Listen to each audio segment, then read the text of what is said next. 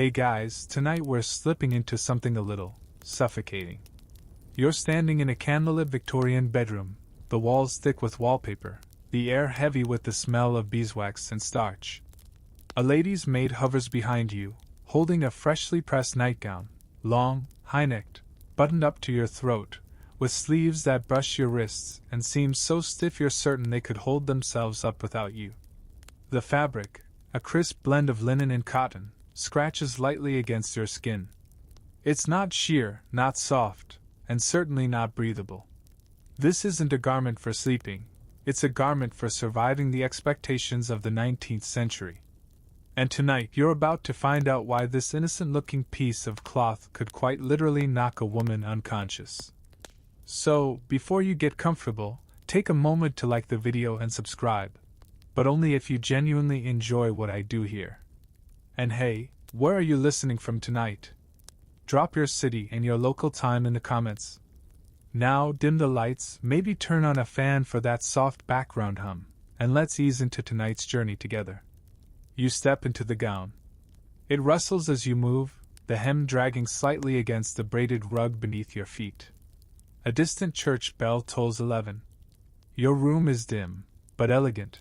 Gilt-framed mirrors, thick velvet curtains drawn against the gaslit street outside, and an ornate four-poster bed that looks more like a throne than a place of rest. As you lower yourself into bed, the gown resists your movements. The tightly sewn armholes tug at your shoulders. Your chest rises, but the fabric barely gives.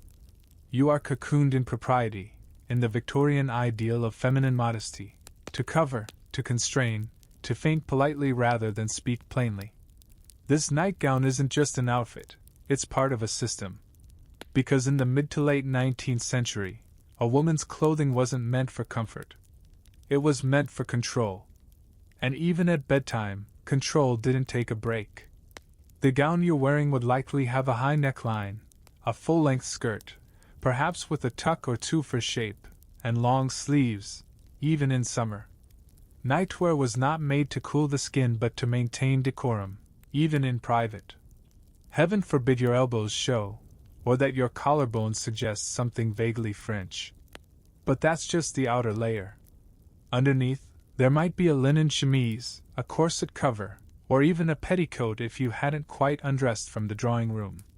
Some women wore soft corsets to bed, either because they believed removing them entirely would be dangerous, or because their waists were so trained they couldn't comfortably lie flat without one. You breathe in. The bodice rises slightly. The seams push back. Already you feel the compression around your ribs, not as dramatic as a daytime corset, but enough to notice. Enough to make the word swoon feel a little more plausible. And swooning, of course, is the fashionable ailment of the century. Historians still argue whether women truly fainted from clothing or if fainting was a social performance, a polite way to exit a conversation, avoid confrontation, or signal delicacy. But when you're wrapped in 5 layers of starched fabric, lying under heavy quilts in a non-ventilated room lit by candles or gaslight, well, your options are limited. Especially if you happen to be on your period, or pregnant, or anemic, or simply alive in a time when hydration and balanced diets weren't exactly trending. The truth is, these nightgowns weren't designed with sleep in mind. They were designed with appearance in mind. To be seen in one, briefly, tastefully, by a husband or a maid or a physician. They were symbols of propriety, of class. To wear a simple, soft, short-sleeved shift would be indecent. To be seen in anything less than floor-length was scandalous. And here's a strange tidbit for you. Some nightgowns were actually decorated with lace and embroidery on the inside. Hidden flourishes for no eyes but your own. As if to whisper, "You may suffer, but at least you suffer beautifully." You lie still, trying to sleep. But the fabric bunches behind your knees. The sleeves twist as you shift. There's a tiny button at the collar that presses into your throat like a smug little pebble. This is bedtime in the Victorian era. And it's not even the worst part. Because in the next room, a servant might be setting up your fainting couch, just in case. The bed may have stiff horsehair pillows. The room may be warmed by a coal fire that leaks a slow stream of carbon monoxide into the air. And your nightgown, though ladylike, might be made of flammable cotton treated with starch and bleach that crackles near candle flames. You're not just wrapped in a garment. You're wrapped in a system of expectation, etiquette, and elegant denial. And as you drift, or attempt to drift, off to sleep, you realize the irony. The most dangerous part of a Victorian lady's day wasn't the corset or the crowded ballroom. It was bedtime. The curtains are drawn shut, thick with dust and age, their deep maroon folds blocking out the weak gaslight that flickers beyond the window. You're lying on the edge of consciousness, but the air in your Victorian bedroom refuses to let you rest. It's heavy, like syrup. Your nightgown clings to your neck, your underarms, your calves. Despite the chill in the room, your body is damp with sweat. You try turning over, but the gown tangles around your legs. The hem has caught under the horsehair mattress. It doesn't move easily. And when it does, it bunches under you like a twisted wet towel. This is what a 19th century woman would call a good sleeping arrangement. Victorian bedrooms were notoriously poorly ventilated. There was this persistent belief that open windows at night could let in miasmas, bad airs that carried disease, madness, and death. So windows were shut tight, and heavy curtains were drawn to keep out the imagined poisons of the night. But that created a different poison.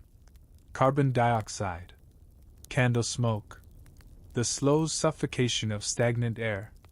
Now imagine enduring that while encased in a starched high-neck gown, lying beneath a feather duvet, flanked by walls that had been wallpapered with arsenic dyes. Literally. Historians still argue whether arsenic poisoning from wallpaper was widespread or rare, but the green wallpaper pigments, like Chile's green or Paris green, absolutely contained it. So if you're dreaming next to the wall, breathing in deeply, you're not just falling asleep. You're slow roasting your lungs in toxic aesthetics. But let's not get ahead of ourselves. First, we need to talk about the drapery. Victorian beds weren't just beds. They were stage sets. The more fabric you had, the more wealth you implied. Canopy above, curtains on all sides, lace trim around the posts, embroidered coverlets, and yes, embroidered pillow shams. These weren't just decorative, they were status. And all of it trapped heat. And dust. And smoke. In summer, that meant stifling, airless misery.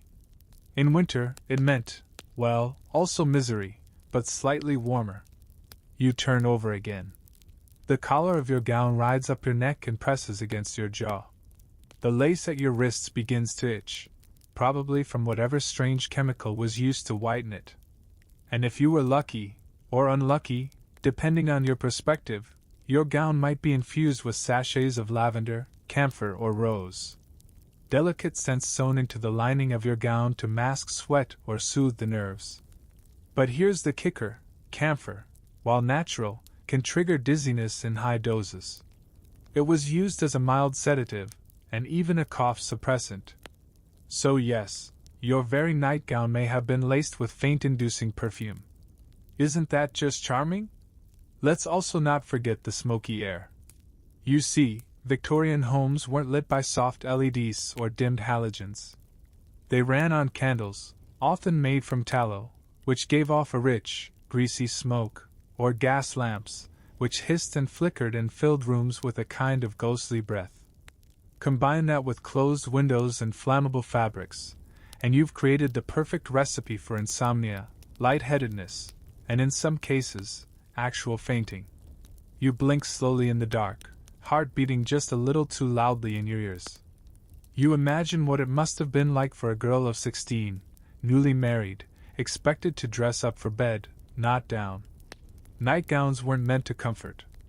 They were meant to impress, to preserve mystery. The neckline must remain modest, even in the presence of a husband. The sleeves must reach the wrist. The fabric must be opaque, heavy, pure white. No fun. No frills. Except, of course, there were frills, lace cuffs, little embroidery panels, some of which itched like the devil. But there was a certain pride in that suffering. Pain was elegance. Sleeplessness was virtue. And sleep? Well, that was a luxury for the poor. Rich Victorian women were expected to suffer beautifully, even in their sleep.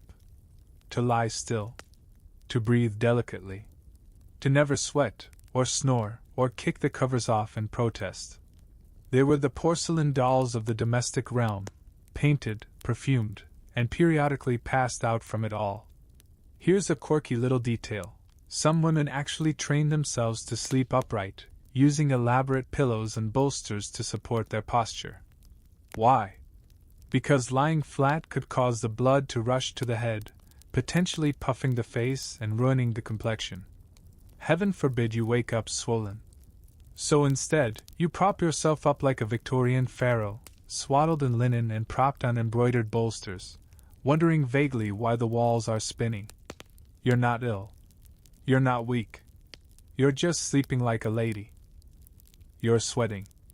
Again. But not because the room is especially warm, though it is. It's the layers.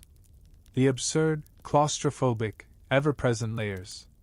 Your nightgown clings to your back, the thin cotton soaked through. Beneath it, your linen shift has twisted around your torso like a damp dishcloth. And that little ribbon tie at the waist, meant to create a feminine silhouette, now feels like it's slowly sawing you in half. Welcome to Victorian bedtime fashion, where modesty and misery go hand in hand. Tonight you're not just wearing a nightgown. You're layered like a wedding cake. A typical middle or upper-class woman in the mid-19th century wouldn't dare slip into bed in just a single garment. Oh no. That would be scandalous. Instead, she might wear a full-length chemise as the base layer, usually made of linen or unbleached cotton. This was the only layer that actually touched the skin, which sounds sensible until you realize that laundering it was a whole ordeal. Over the chemise came the nightgown itself, long-sleeved, often pleated at the chest, buttoned at the neck, and sometimes stitched with embroidery that no one but the maid would ever see. For extra warmth, many women also added a bed jacket or a light robe. And let's not forget the ever-present nightcap. A little frilly hat tied under the chin, designed to preserve your hairstyle and absorb sweat. Because nothing says peaceful sleep like being choked very slowly by a linen bonnet. You lie still, counting the seams pressing into your arms. 1, 2, 3, is that a button? Why is it under your shoulder blade? Historians still argue whether these layers were purely for modesty or whether they were also meant to regulate body temperature in drafty houses. But regulating doesn't feel like the right word when you're marinating in your own humidity. And speaking of heat, it's summer. There's no fan. No air conditioning. Just you, your four-poster bed, the 57 buttons you can't reach behind your neck, and the quiet wheeze of a candle guttering in the corner. Victorians believed sweating was undignified. They preferred the term glowing. But what you're experiencing now isn't glowing, it's slow, sticky suffocation. And yet, this was aspirational. To the average working-class woman, these kinds of multi-layered, stitched, frilled gowns were luxurious. They mimicked the wealth and refinement of upper-class fashion. So even women with limited means often wore hand-me-downs, homemade versions, or simpler copies of these elaborate nightclothes. And every added layer was a symbol of decency. The more covered you were, the more respectable you appeared, even in the dark, even alone. There was a kind of logic to it. The Victorian obsession with virtue and control extended beyond the drawing room. A woman must be pure in every way, including in her sleep. But there's another side to all these layers. Imagine waking suddenly to a fire, or a cough, or a noise in the house. Try to run. Try to breathe. Try to move in 5 layers of fabric that stick to your skin and twist around your knees. And now, a quirky little fact. Some Victorian nightgowns were made without side seams. The entire garment would be stitched together from rectangular pieces, folded and pleated, because curved cuts were seen as wasteful. That meant you might have yards of excess cloth gathering around your thighs, just waiting to tangle with your ankles if you so much as twitched. Graceful fainting was one thing, but accidental strangulation by your own pleats? That was a little less poetic. You try kicking the covers off. No use. The covers are heavy. The nightgown is heavier. The air is heaviest of all. You feel the gown cling to your ribs. It's damp now. The linen has started to smell faintly of starch and body heat. You wonder how long it's been since it was last washed. Because here's the dirty truth. Laundering these nightgowns was a nightmare. You couldn't just toss them in a machine and call it a day. Washing involved boiling, scrubbing, starching, and beating the fabric into submission, all of which gradually made it stiffer, scratchier, and less breathable over time. And if you were from the wealthier classes, you weren't washing it yourself. No, your nightgown would be handed off to a laundress, a woman whose hands were permanently raw from lye soap and scalding water. So, naturally, clothes weren't washed daily. Or even weekly. Sometimes not even monthly. You slept in layers of sweat, perfume, starch, and dust. Every night. It's a wonder anyone survived till morning. You wake with a start, not from a nightmare, but from the sudden realization that your left arm is completely numb. As in, no feeling at all. You shake it gently, trying to get the blood flowing again. The nightgown sleeve is pinched tightly at the wrist with a dainty little cuff, buttoned snug like a wristwatch you didn't ask for. Your shoulder aches. Your hip is sore. This isn't just bad posture. It's the tailoring. Victorian nightgowns weren't exactly ergonomic. The sleeves were narrow and long, often cut straight with no regard for the human arm's actual bendy nature. The shoulder seams sat high and tight, pulling every time you reached forward or turned over in your sleep. And no, they weren't stretchy. Cotton back then had no give, and forget about elastic. Victorians hadn't figured out how to make bedtime remotely comfortable yet. You shift again, and the seam under your armpit rubs like a rope burn. This is where beauty met brutality, because your nightgown wasn't just a rectangle of cloth. It was constructed, shaped, pleated, fitted, at least slightly, to follow the gentle hourglass silhouette society loved so much. Even for nightwear, there was a desire to maintain a feminine figure. The gowns were sometimes darted at the waist or sewn with gathering stitches that cinched the torso just a little, not enough to squeeze, but enough to remind you, you are a shape, not a person. You can breathe, technically, but not deeply. The fabric has no mercy. Now, here's the strange irony. Daytime corsets were often removed at night, yes, but not always. Some women, particularly those in training, for a smaller waist, wore soft corsets to bed. Not for shaping, but to stop the muscles from relaxing. It's a bizarre logic. If you let your body rest, it might rebel. Historians still argue whether this was common practice or something limited to fashion-obsessed elites. But personal letters, magazines, and etiquette manuals of the time suggest that many young women, especially those in finishing schools or aristocratic households, were encouraged to maintain posture, even in sleep. And if you didn't wear a corset? Well, your nightgown might be cut in a way that subtly mimicked one. You feel it now, the strange pressure just under your ribs, as if the drawstring is trying to remind your body to stay small. All of this, to lie still in the dark. And it wasn't just women. Upper-class men also wore sleeping shirts, often made of flannel or brushed cotton. But theirs were looser, shorter, and lacked the death-grip wrist cuffs. They were designed for comfort, even luxury. Women, meanwhile, were sleeping in lightly armored gowns, like elegant scarecrows afraid of wrinkling. But let's go deeper. Let's talk seams. Back then, the sewing machine was still a new technology. Many nightgowns were made by hand, either by seamstresses or at home. That meant every seam, every pleat, every cuff was stitched with patience, and sometimes with complete indifference to comfort. Seams weren't always turned inward. They could be bulky, stiff, or even slightly sharp, depending on the thread. And because the goal was modesty, gowns were often double-stitched in the chest and hip area, just to make sure there was no improper movement. Improper movement, by the way, included things like breathing too deeply, slouching, or lying on your stomach. Try it now, roll onto your side. The fabric twists with you, but not nicely. It bunches at your waist, the back seam pulling up the length of the gown so that the front tugs awkwardly against your throat. Even your dreams feel claustrophobic. Here's a quirky historical tidbit. Some women secretly unpicked parts of their nightgowns at the seams to allow more room to move. They'd sew them back up each morning so their maids wouldn't notice. Temporary rebellion, one stitch at a time. Others simply cut slits under the arms to allow for air and movement. These were never mentioned in public, of course. But they existed. Little secret openings, carved into the night for a breath of relief. Still, relief was rare. Especially if your nightgown was made of flannel. Flannel sounds cozy now, but Victorian flannel was a heavy, brushed wool fabric that trapped heat like a curse.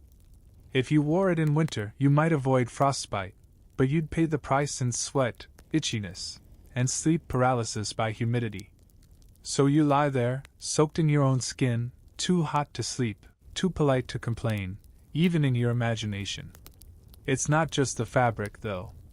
It's the ideology sewn into it. Your nightgown isn't trying to help you sleep. It's trying to remind you of who you're supposed to be. Modest. Still. Contained. Controlled. It's bedtime. And you're still performing. It's morning now. Or is it? The air still feels thick and gray, the light struggling through your heavy velvet curtains like a ghost asking permission to enter. You haven't really slept. Your body aches in strange, specific places. The crook of your neck, the tops of your shoulders, your lower back where the gown bunched and pressed all night. You sit up slowly. Your nightgown clings to you like wet paper. The buttons at your throat feel tighter now than they did 8 hours ago. And here it is, the part where you faint. Because as you stand, the blood doesn't. Your vision goes white, then gray, then dotted with dancing sparks. You grip the bedpost, swaying gently like a tulip in a thunderstorm. This wasn't uncommon. In fact, it was expected. Fainting was part of the choreography. Victorian culture fetishized the delicate collapse. The pale wrist, the parted lips, the slow, dramatic drop to the floor. It was theater. Femininity, distilled into a moment of graceful helplessness. But you're starting to suspect there was more to it than drama. Historians still argue whether fainting was a social construct, a response to emotional repression, or a very real physical reaction to fashion, climate, and architecture. Let's consider the evidence. You've just spent 8 hours lying in an unventilated room, inhaling gaslight fumes, pressed between feather pillows, wrapped in 2 or 3 layers of fabric treated with starch, soap, and perfume oils. You probably haven't had a glass of water since dinner, which was likely salted soup, bread, and boiled meat. You've been compressing your lungs and diaphragm all night. You've barely sweated because sweating is unladylike, and you've trained yourself to lie motionless to preserve your posture. So yes, when you stand up, you're lightheaded. When you breathe, your lungs feel like they've shrunk.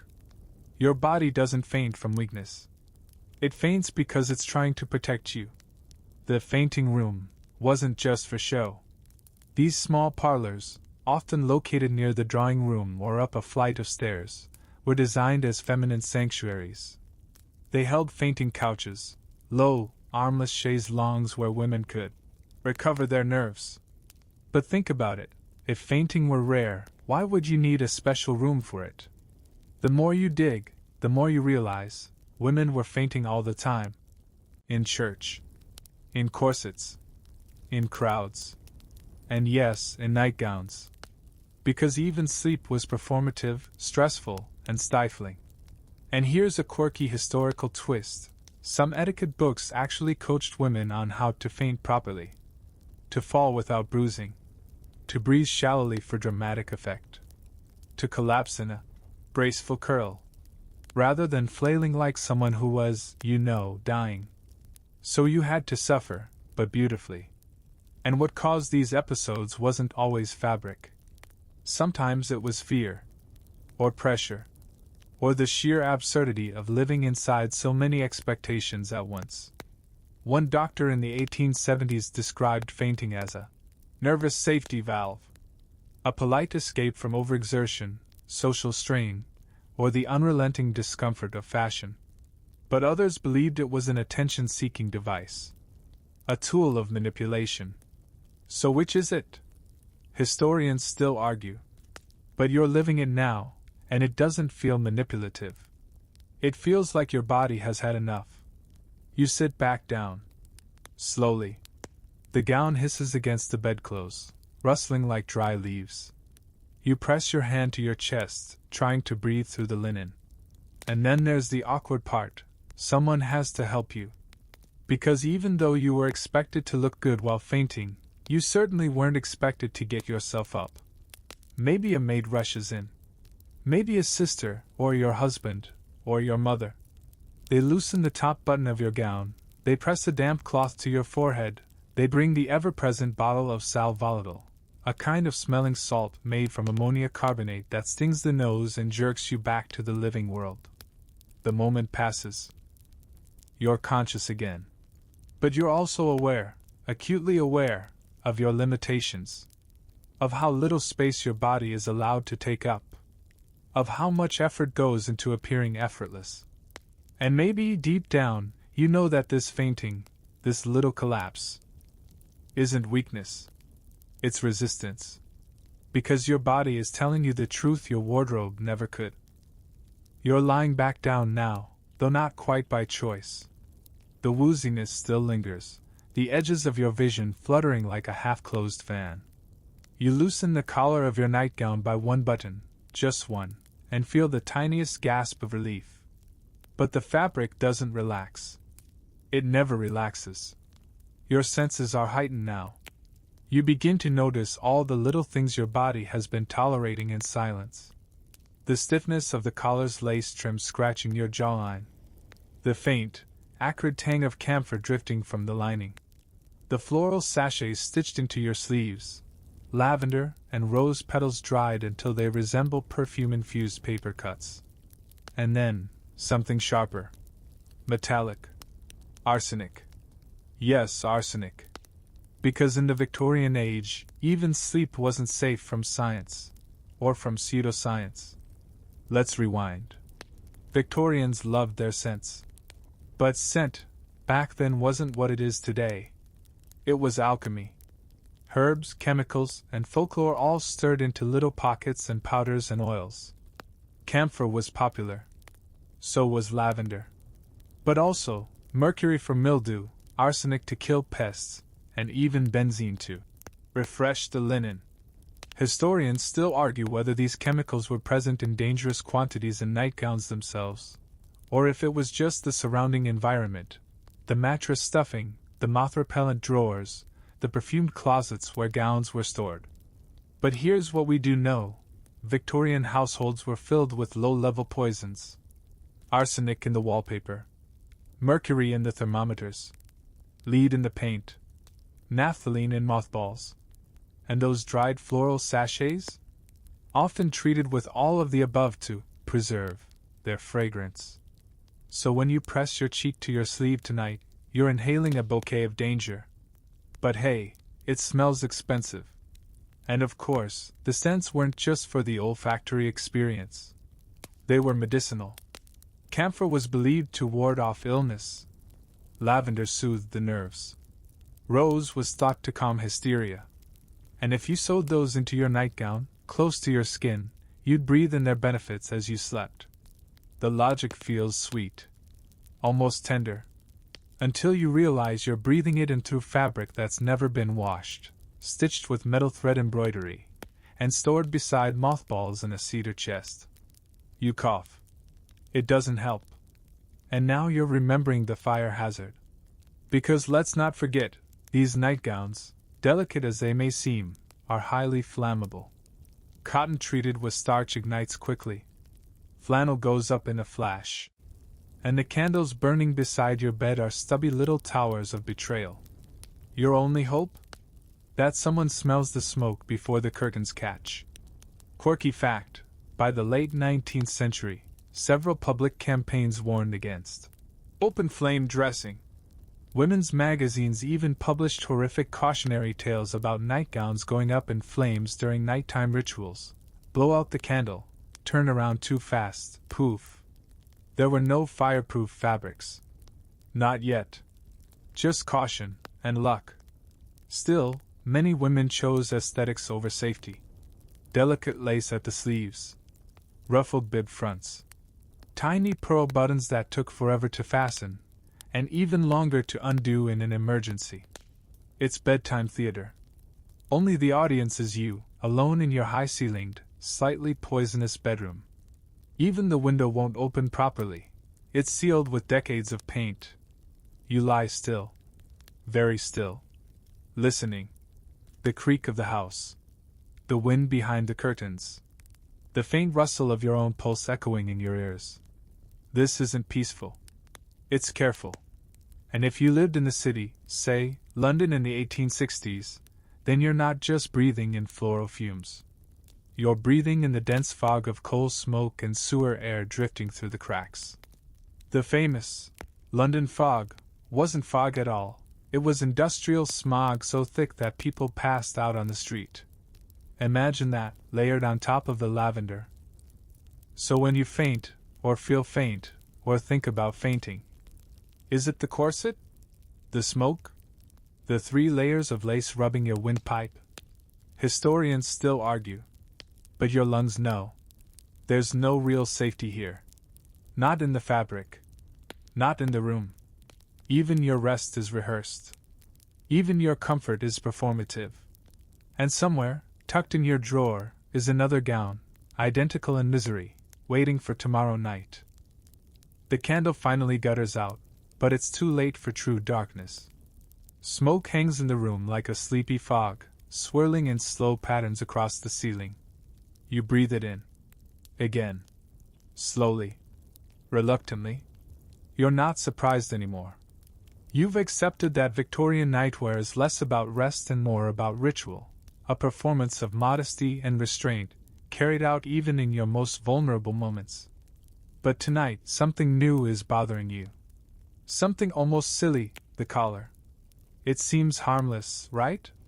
A bit of lace, a button or two, maybe a small ribbon tie under the chin. But as you lie there in the near darkness, the collar feels like it's rising. Creeping. Tightening. And that's not just your imagination. Victorian nightgown collars could be absurdly high, sometimes reaching halfway up the neck.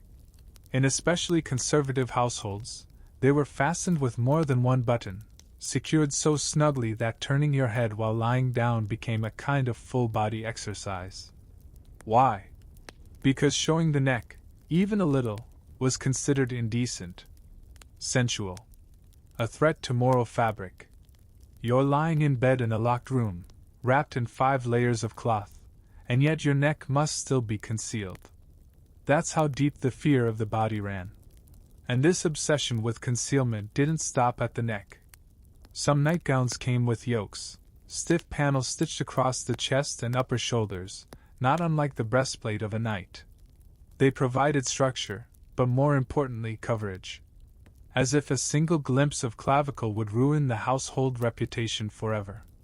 Historians still argue whether this fixation came from religious modesty, patriarchal fear, or simply fashion inertia. But whatever the root, the result was the same, discomfort packaged as dignity. You swallow. The collar resists. And now your thoughts drift, as they often do at night, to something more absurd, the bed itself. Because let's be honest, this bed is not helping. It's massive. Imposing. The mattress is stuffed with horsehair or straw or both, and the edges slope downward like a worn-out cake. The pillow under your neck is more like a padded brick. The canopy above you blocks out what little fresh air might exist. And then there are the bed curtains. Thick.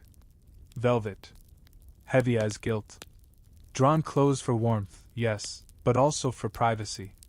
For propriety. For the illusion of a delicate boundary between your body and the night. You can't see the room anymore. Just fabric. More fabric.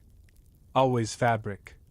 And that's when the real horror creeps in. You're never alone with your body. Not truly. Even in bed, even in the dark, even in sleep, your clothing insists on defining you. You are not a person.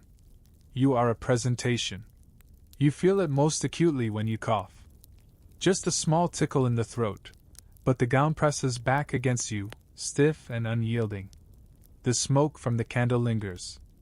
Your lungs protest. And then, unexpectedly, you remember a report from the era, a newspaper clipping, yellowed with time.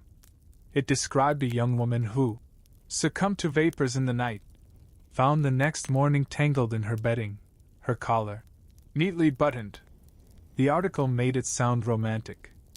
Victorian writers often did. But you know better now. She didn't succumb to vapors. She suffocated. Whether from poor ventilation, thick fabric, or just the overwhelming pressure to lie still and graceful in her sleep, she stopped breathing in a room built for appearances, not survival. Here's a quirky side note, just to lighten the mood. Some fashionable nightgowns were even embroidered with prayers. Tiny stitched invocations near the cuffs or collar, half blessing, half warding spell. Lord, watch over me. Bless this house. Preserve me in slumber. Which says a lot, doesn't it? Even the women sewing these gowns weren't sure they'd wake up. You run your fingers along your own sleeve now, feeling for a seam, a thread, a message. Nothing. Just more fabric. Sleep, in the Victorian sense, wasn't peace. It was performance. A kind of slow theater, where the lead actress never got to drop the costume. And if she fainted on stage, well, that was just part of the act. You're wide awake now, again. The night has stretched on like molasses, every hour dragging behind the last. You've shifted positions a dozen times, none of them comfortable. You've counted ceiling cracks, lace edges, your own shallow breaths. Still, the nightgown holds on. You sit up slowly, listening to the quiet creak of the mattress springs beneath you. The weight of the fabric slides forward, the pleated front of your gown draping over your knees like a curtain that forgot it's not on stage. And then comes the real kicker.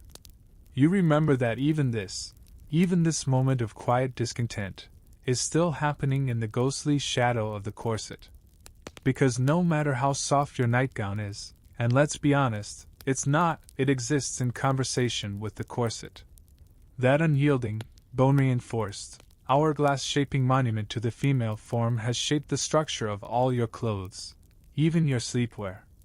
And though many women removed their corsets at bedtime, many others didn't. You trace the logic back. If you take the corset off, your internal organs might shift. If your back relaxes, you might lose posture. If your waist isn't held, it might expand. So some women wore night corsets, softer than daywear, but still reinforced with whalebone or cord. Just enough to remind your body who's in charge. Historians still argue whether these were widely used or more of a niche practice among the elite. But fashion magazines and etiquette books of the late 19th century included ads for night corsets, describing them as comforting, supportive, and essential for a maintained silhouette. Comforting. Sure. Like being hugged by a skeleton. Even if you chose to go without a corset, your nightgown would likely retain its shape, gathered at the waist, cut to suggest curves without exposing them. This is the Victorian aesthetic. Even your silhouette must be modestly ladylike while unconscious. You lie back again. Carefully. The gown tugs at your ribs, bunches at your hips. The sensation isn't pain, exactly. It's more like being quietly reminded, all night, that you are not free. Let's talk about movement. Your nightgown discourages it. The narrow sleeves resist rolling onto your side. The long hem tangles around your ankles. The gathered neckline pulls taut when you turn your head too far. If you try to sit up quickly, the fabric will fight you. If you reach for water, you'll feel the yoke stiffen across your back. If you attempt to sleep on your stomach, well, forget it. There's a reason Victorian women were praised for their stillness, their grace, their fragile composure. They weren't born that way. They were trained, stitched into stillness. And yet, for all this control, there was risk. Always. Because when you layer fabric on top of fabric, and then fasten it near open flames, and then lie motionless for hours in a poorly ventilated room, you're building a trap. Let me paint you a picture. It's 2 a.m. You're asleep, or close to it. One candle still burns on the bedside table. Your sleeve brushes it, just barely. The lace hisses. The starch catches. You wake to the scent of scorched linen.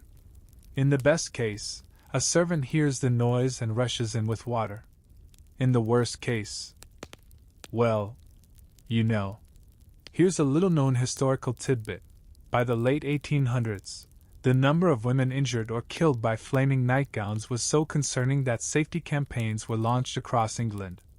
Queen Victoria herself reportedly expressed alarm over the number of domestic burn accidents among women. So what did manufacturers do? They made non-flammable gowns by coating them in ammonium phosphate, which, yes, technically slowed fire, but also added another layer of chemical exposure to your sleeping routine. It's like history couldn't decide whether women should burn, faint, or dissolve. You shift again. The drawstring at your waist tightens, catching as if to say, "Stay put." This is the moment where a modern sleeper would throw off the blankets and stomp barefoot to the fridge for cold water. But you're in Victorian England. There is no fridge. No cold water.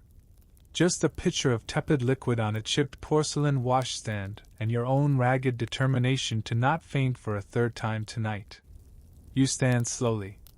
The gown shifts around you like sails catching wind. You walk to the washstand, splash your face, and stare at your reflection in the rippling water. There you are, lace-collared, sleeve-bound, neck-high, glowing with the effort of surviving sleep. And as you climb back into bed, you finally understand. The nightgown wasn't designed for rest. It was designed to keep you beautiful, no matter the cost. You're lying still again, the sheets slowly cooling beneath you, though the nightgown holds onto its warmth like a grudge. It smells faintly now, not of flowers or starch, but of old sweat, candle soot, and whatever it is that clings to cloth that's been worn too long without washing. And suddenly you start to wonder. Did anyone ever say anything about this? Was there a moment in Victorian society where someone, anyone, stood up and said, "Hey, maybe we shouldn't be wearing architectural gowns to bed"? As it turns out, yes. But not many. And not loudly. You begin to hear whispers, literally and metaphorically, about physicians raising concerns. In medical journals of the mid-19th century, you'll find little articles with titles like "On the Fainting Habits of Young Women" or "The Effects of Close Dress on Respiration." These were not radical manifestos. They were gentle warnings, tucked between polite paragraphs and anatomical diagrams, suggesting that maybe, just maybe, it wasn't a good idea to sleep with one's lungs gently compressed by pleated linen. Some doctors noticed patterns. Girls fainting in school. Brides fainting on their wedding nights. Women collapsing during church service. And while daytime corsets got most of the blame, nightwear was quietly complicit. Because even if a woman removed her corset before bed, her body was never truly unbound. The nightgown was just the next step down the ladder of restraint, a soft prison, but a prison all the same. And yet, society didn't really care. Because swooning was fashionable. Fragility was aspirational. A woman in full command of her body. That was masculine. That was suspicious.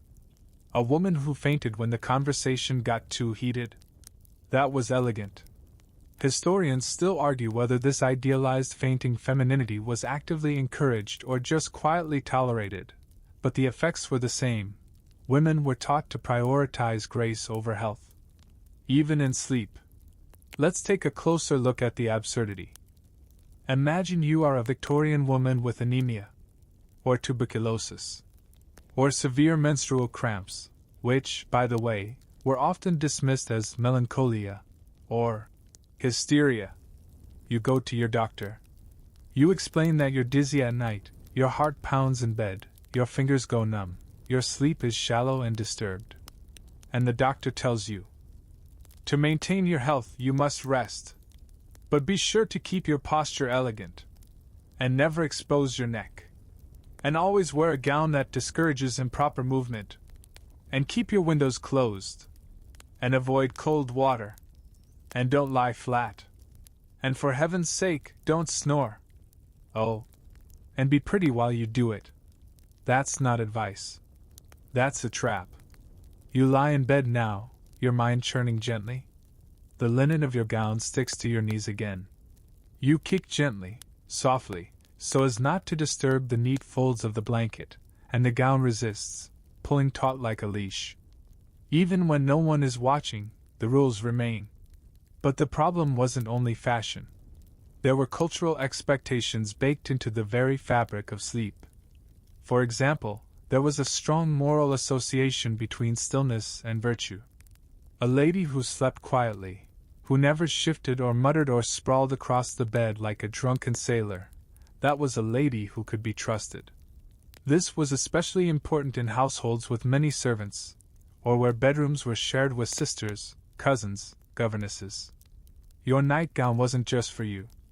It was your armor, your mask, your statement of social class and personal virtue. So, even though your lungs are shallow, and your muscles ache, and you haven't drawn a full breath in hours, you stay still. Because stillness is survival. Here's a curious little footnote from the era. Some Victorian etiquette books recommended that young women practice fainting, to be ready for a moment of social collapse, and to do it with softness and grace. Let that sink in. While modern society teaches girls to speak up, the Victorian world taught them to fall beautifully. But the truth was never that graceful. In reality, fainting often led to falls, concussions, broken bones, or worse. Some women collapsed near candles and caught fire. Others hit their heads on marble mantles. Some simply vanished behind their gowns and never quite came back. And yet the image persisted. The pale hand fluttering to the collar. The slow descent. The sigh. The silence. You touch your own collar now, feeling for that instinctive grip, the one you've seen 100 times in paintings and films. It's all theater. All of it. Only the pain was real. It's nearly dawn now. Or at least, it should be. You've watched the shadows change across the ceiling, the flickering candle replaced by the first faint hints of pale gray pressing against the curtains. Still awake. Still wrapped in fabric. Still more sculpture than sleeper. And here, in this liminal moment between night and morning, a question creeps into your mind. Was it always like this? Did everyone suffer this way? You begin to realize that not all Victorian women experienced the same sleepless burdens. Because, of course, it depended on class. If you were aristocracy or old money, your nightgown was probably custom-made, fine cotton, silk if you were especially decadent, hand-embroidered initials at the breast. You had access to laundresses, ladies' maids, and perfumes imported from France. Your room was probably spacious, even if it was stuffy. And if you were poor? Well, you still wore a nightgown, because even in poverty, Victorian women were expected to uphold some version of propriety. But it was likely homemade, hand-me-down, or a repurposed day dress. No lace. No drawstring waist. Just a shapeless cotton sack, sewn together from scraps. And guess what? You probably slept better in that sack than the Duchess did in her starched and scented silk. Historians still argue whether the working class had better sleep simply because their clothes were simpler, or whether exhaustion just made it impossible to care. After 12 hours scrubbing floors or working a loom, you could probably sleep in a ball gown and not notice. But it's a funny inversion, isn't it? The more money you had, the worse your sleep might have been. Because wealth demanded form, silhouette, ceremony. Even at midnight. That silk nightgown? It looked luxurious. But silk doesn't breathe. It clings. It traps heat. And unless you were rich enough to wash it often, and most weren't, it absorbed every scent and stain like a memory it refused to forget. You turn your head slightly, the pillow beneath you as dense as a loaf of bread. You imagine yourself as a factory girl in Manchester, curled up on a straw mattress in a freezing attic, wearing a faded cotton smock. Still uncomfortable. But at least you could move. You wonder if those girls ever fainted. Probably not. They didn't have time. They weren't expected to be fragile. That kind of delicacy? That was for people with parlors. So fainting, real or exaggerated, became a symbol of status. The fainting lady on the chaise longue wasn't a weakling. She was fashionable. She had the time and space to collapse. And there's your quirky historical tidbit. By the 1880s, British newspapers began mocking fainting ladies as a trope, poking fun at upper-class women who collapsed at the first sign of emotion. Satirical cartoons showed women falling over in absurd situations. Tea too hot, corset string snapped, scandalous ankle sliding. It was cultural self-awareness. But not reform. Because while the newspapers mocked the faint, the nightgowns remained. And in truth, things were slow to change.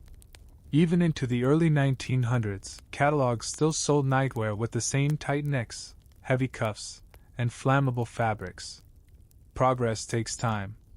And fashion is stubborn. You pull your own gown up at the hem slightly, just enough to free your legs from the wrapping sensation. The air hits your shins, cool and clean. It's the first comfortable breath your skin has taken all night. And that's when you think about the maids. The women who dressed you. Who buttoned your collar and tied your ribbons. Who starched your gowns and boiled them clean. What did they wear to bed? Simple shifts. Threadbare cotton. No lace. No prayers embroidered in the hem. They wore what they could afford. And they slept as they could. But their suffering wasn't televised in oil paintings or poems. No one wrote rapturous sonnets about the chambermaid who fell asleep fully clothed. No one painted her fainting on a fainting couch. Because she didn't get to faint. She got to carry the one who did. The light is starting to win. It slips around the edges of the curtain like a secret, glinting off the mirror frame, catching the carved corner of your bedside table. Morning is here, not with a fanfare, but with a kind of reluctant permission. You made it. Through the night. Through the gown. Through the long ritual of discomfort disguised as grace. But now your eyes settle on something you hadn't noticed before. A folded linen bundle on a nearby chair, another nightgown. Cleaner, perhaps. Or worse. You begin to wonder what other kinds of nightgowns existed. Surely not every woman slept in this lacy horror? And no, they didn't. Because while the middle and upper classes adored their starched white cotton and their decorative collars, not all Victorian nightwear was cut from the same cloth. Let's talk fabric. The aristocracy leaned towards silk. Whisper-light, seductive in theory, but in practice, it clung like a cobweb in summer and chilled like damp paper in winter. These gowns were often trimmed in real lace, sometimes imported from France or Belgium, with little monograms sewn in gold or silver thread. But they weren't for comfort. They were for being seen, briefly, perhaps by candlelight, and only by the right eyes. Now shift your view to the middle class. Here, cotton reigns supreme. Breathable, sort of. Affordable, mostly. But it came in many varieties: cambric, muslin, calico, flannel. Some women layered cotton and flannel depending on the season, unaware that flannel might trap moisture and lead to skin irritation or even infection over time. Flannel was especially common in colder regions, thick, brushed wool fabric sewn into gowns that hung heavily on the frame. These weren't just sleepwear. They were portable saunas. And then there were the working women, maids, factory workers, shop girls. Their nightwear? Often a single layer. Sometimes homemade. Sometimes repurposed from worn-out day dresses. Sometimes, let's be honest, nothing at all. A shawl. A blanket. Whatever warmth they could afford. Historians still debate how common nightgowns actually were in the working classes, particularly in rural areas. For some women, sleep was simply the moment between one kind of labor and another, and what you wore wasn't a priority. But for those who did wear gowns, they were simpler, coarser, less likely to induce fainting or catch fire. It's a strange paradox. The less fabric you had, the more comfortable you probably were. Because with every added layer came added symbolism of purity, piety, protection, and pressure. Here's a curious, almost forgotten fact. In some colonial households, particularly in places like India or the West Indies, European women adapted their nightwear to local climates. They wore thinner gowns, looser cuts, sometimes even short sleeves, gasp. But these styles were often looked down upon by their British counterparts. Seen as lazy, improper, because comfort was suspect. It meant you weren't trying hard enough to be respectable. So when a woman back in London tightened the drawstring at her waist before bed, she wasn't just adjusting her clothing. She was reaffirming her morality.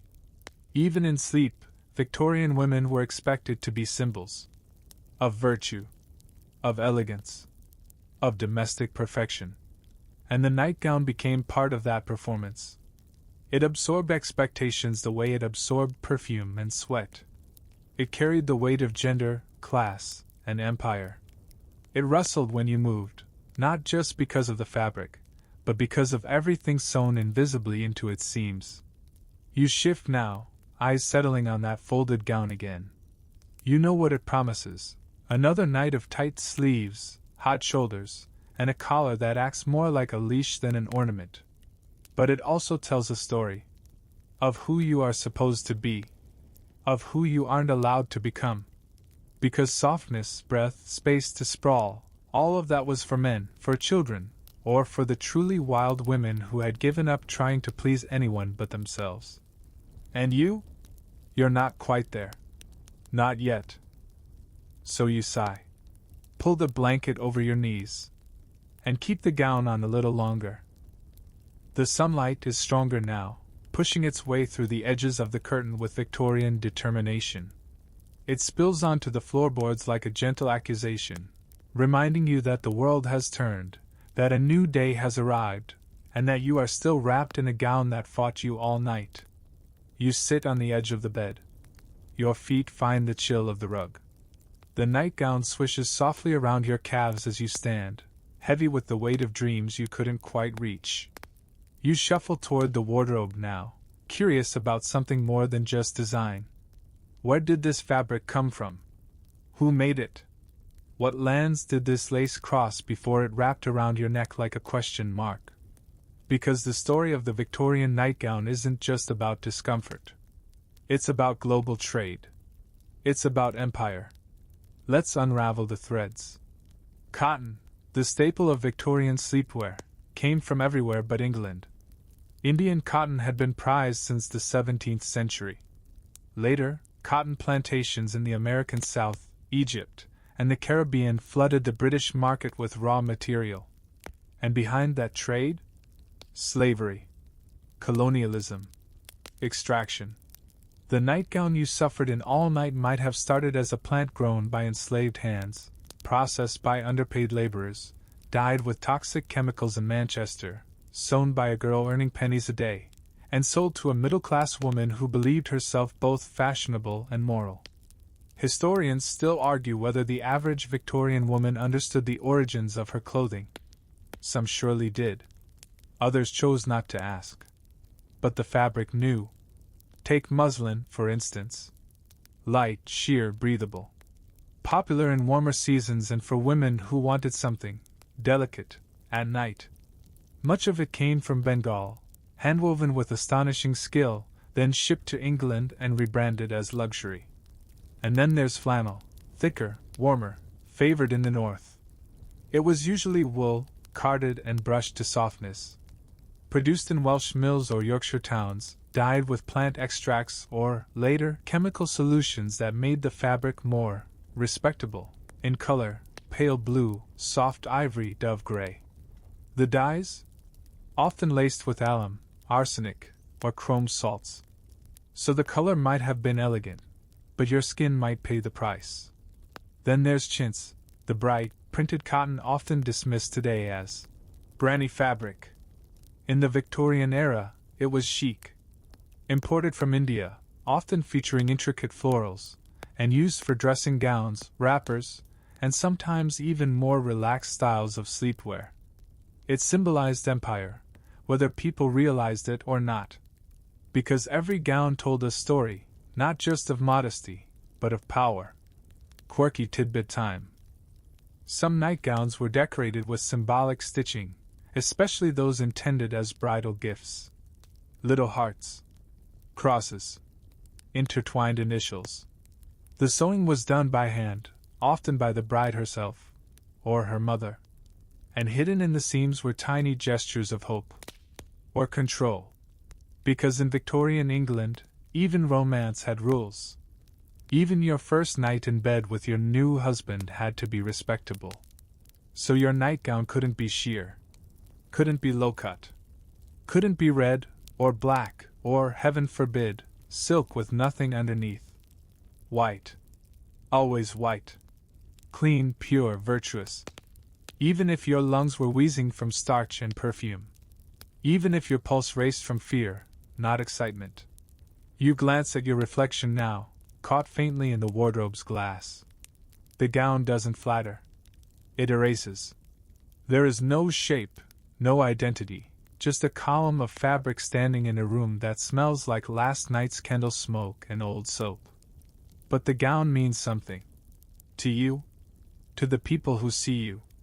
To the people who don't see you but would have opinions anyway. And this symbolism, the invisible embroidery, carried over time. Well into the early 20th century, many women held on to these gowns. Passed them down. Rewore them. Saved them in trunks, pressed between lavender sachets and yellowed prayer cards. You open a drawer now and imagine it. A folded gown from 30 years earlier, still stiff with memory. A little stitched heart at the hem. A note pinned inside. For Emily, on your wedding night. And you understand. This nightgown isn't just a garment. It's a script. A role. A warning. And tonight you'll be expected to put it on again. You're standing now, still wrapped in the same nightgown that whispered through your dreams like a silk-covered ghost. It brushes the floor with each step, trailing after you like a pale shadow. You move toward the washstand, where a chipped porcelain basin waits with yesterday's water, lukewarm, with a faint skin of dust across the top. You splash your face. The cold hits like a truth you can't argue with. And as your eyes adjust to the morning light, a new horror rises, not fire, not fainting, not even the suffocation of high collars. It's laundry day. If you think wearing Victorian nightgowns was miserable, imagine trying to clean them. Let's begin with the obvious. These gowns weren't designed for easy washing. The lace frayed. The embroidery bled. And the fabric? Cotton could survive a boil. Silk, not so much. Flannel? It shrank. And muslin, light as air, was surprisingly prone to tearing under rough treatment. But wash them you must. Because if you didn't, they became stiff with sweat, yellowed at the collar and cuffs, and infused with a bouquet of scents that no lavender sachet could fix. So every week, or more realistically, every 2 to 3 weeks, laundry day arrived like a slow-moving storm. Historians still argue how often different classes washed their clothes. The elite often had a full rotation of gowns, allowing each one to rest, breathe, and be carefully laundered without rush. Working women had fewer garments, meaning their nightgown often doubled as a robe, a dressing gown, or even a housework shift. And so the wash began. Water was heated in kettles or large copper tubs, sometimes over an open fire. The nightgowns were soaked, beaten against washboards, or trampled underfoot in basins. Soap was rarely gentle. You might use lye, soda ash, or brown soap made with leftover cooking fat. None of it smelled nice. All of it stripped fabric as efficiently as it stripped skin. You scrubbed the collars especially hard. Why? Because that's where the sweat settled. And heaven forbid a ring of discoloration should show around a lady's neck. It implied that she perspired like a common person. Then came starching. Yes, even nightgowns were starched, particularly the collars, cuffs, and hems. Starch helped the fabric hold its shape, which was considered more proper, more modest, more clean. But it also made the gown stiff and scratchy. Think of it as sleeping inside a folded napkin. Once washed and starched, the gown had to be dried. Not in a tumble dryer, of course. It was hung on a line. If you were lucky, outside. If you were not, in the attic or laundry room, where it would dry slowly, soaking up the damp scent of the air and whatever fumes were drifting through the household. Ironing came next, if the fabric wasn't too delicate. And oh, the irons. Flat irons were made of solid metal. They had to be heated on a stove, then used quickly before they cooled. No temperature setting. Just instinct. And burns. Lots of burns. One careless move, and the lace melted. Or the muslin scorched. Or the silk shimmered and then died. You sigh, imagining your poor laundress, her hands red, her arms sore, her apron damp and stained. Because you didn't wash your own nightgown. That was someone else's job. Someone with a backache and a time limit. And here's your quirky tidbit of the day. In some households, nightgowns weren't washed at all between wears. They were aired out. Hung on a line in the sun for a few hours, spritzed with lavender water, and then folded carefully to be worn again that evening. Freshness was relative. And this is where the mythology begins to fray. Because beneath the image of the pure white Victorian lady, softly swooning in a moonlit room, lies a far grubbier truth. Nightgowns were dirty. Sometimes literally. Sometimes symbolically. They were touched by sweat, blood, perfume, tears. They were slept in during fevers. Worn during childbirth. Clutched during grief. And rarely discussed. They were intimate, not in the modern, sexy sense, but in the deeply private, unmentionable sense. Something folded away. Something known only to the woman and, perhaps, her maid. A woman's nightgown was the one garment that saw everything and said nothing. And on laundry day, it all came back. Into the water. Into the soap. Into the steam rising from the tub like a ghost you almost recognize. It's evening again. Somehow. The hours pass not with leisure, but with a kind of quiet resignation. You move through the day with the slight stiffness of someone who didn't sleep well, because you didn't. Because you couldn't. Now, as the last orange light drains from the room, you see it. The nightgown. Freshly laundered. Pressed. Laid out on the bed like a polite suggestion. You hesitate. But tonight something's different. You're tired, but not just in your body. In your soul. Tired of the collar.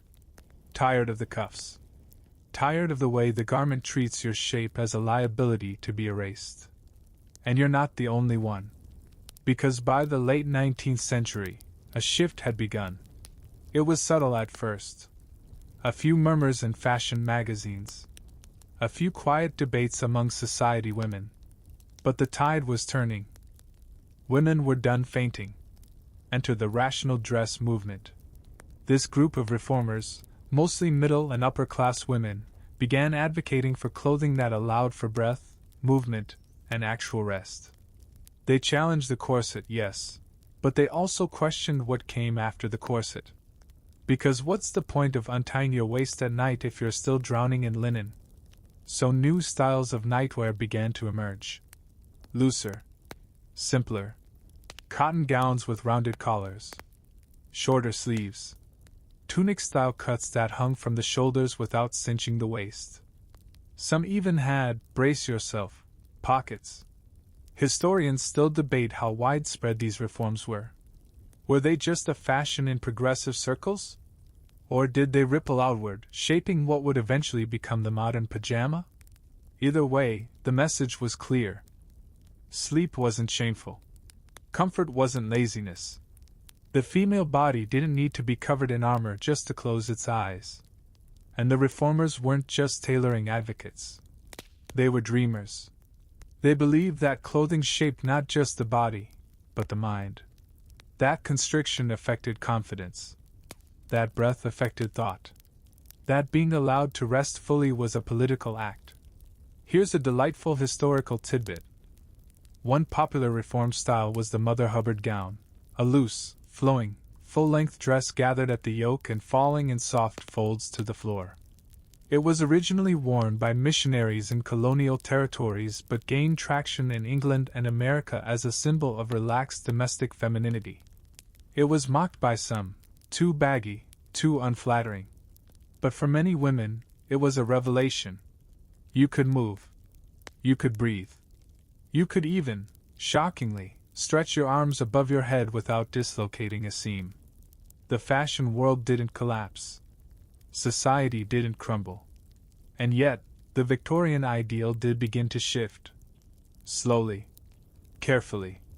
Elegantly, of course. You reach for the nightgown now, not the old one with the lace collar and suffocating sleeves, but the new one. Simple. Soft. Cotton unbleached. No embroidery. No prayers. Just a garment for a person who needs rest. You slip it over your head. It falls like a sigh. And for the first time in what feels like centuries, you don't feel like you're wearing someone else's expectations. You walk to the window. You open it. The air that rushes in is cool, clean, and entirely unsupervised. No miasmas. No death fog. Just wind. Just life. You sit on the edge of the bed. Your shoulders drop. Your hands rest in your lap. There is no drawstring cinching your waist. No button threatening to close your throat. And in this quiet moment you realize, you don't have to perform tonight. You can just exist. Softly. Silently. Like breath. You lie back. No stiffness. No rituals. Just linen. Not the scratchy kind. The good kind. You close your eyes. And you don't faint. You sleep. Your breath comes easily now. Not shallow, not monitored, not wrapped in chemical-drenched lace. Just breath. In. Out. A rhythm your body remembers once it's no longer being corrected. You lie in the quiet, eyes closed, gown gently draped over your limbs like a whisper rather than a command.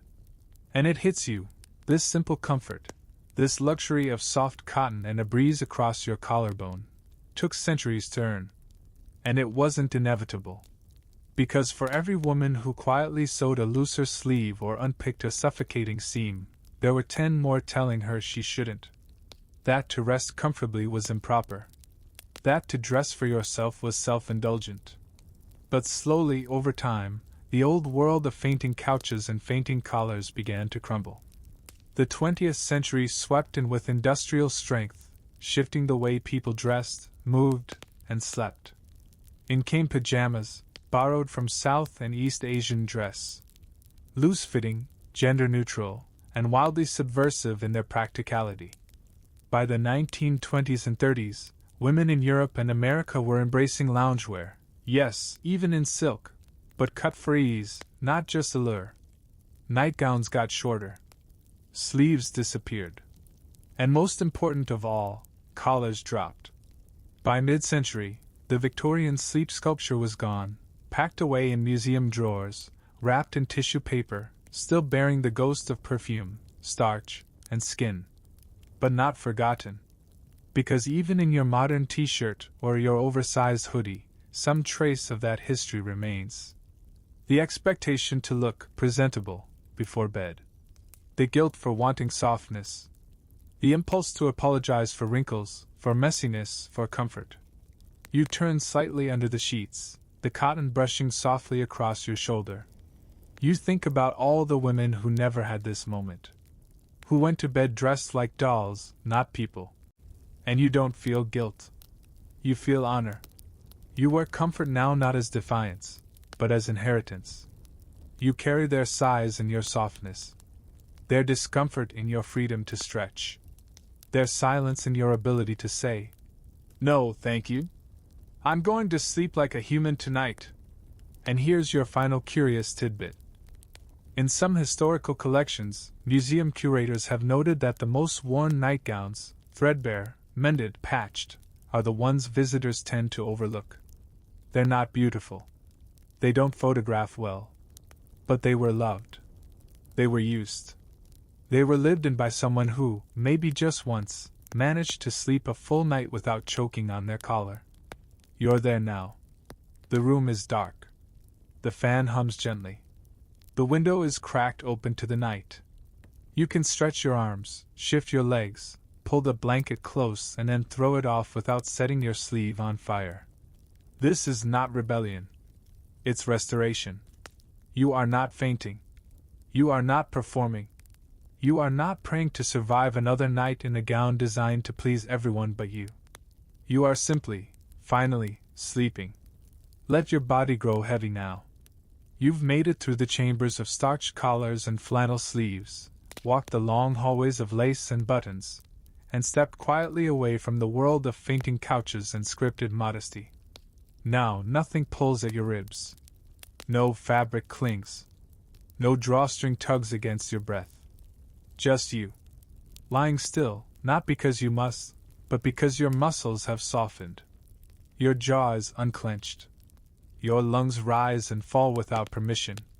The room around you fades gently. The walls dissolve into quiet parchment. Even the ceiling forgets to be there. And the gown, your gown, now, is just a whisper across your skin. No history pressing on your chest. No lineage wrapped around your throat. Just air. And sleep. If there's a breeze, let it find your neck. If there's a fan, let it carry the rhythm of the night across your face. If there's a thought still buzzing in your mind, let it land, settle, and dissolve. You've earned this stillness, not the performative kind, but the real kind. The stillness of someone who knows they don't owe anyone an elegant silhouette while unconscious. No fainting tonight. Only deep, quiet rest. And in the morning, you'll rise not with a gasp, but with a yawn. Soft. Unbuttoned. Free. Sweet dreams.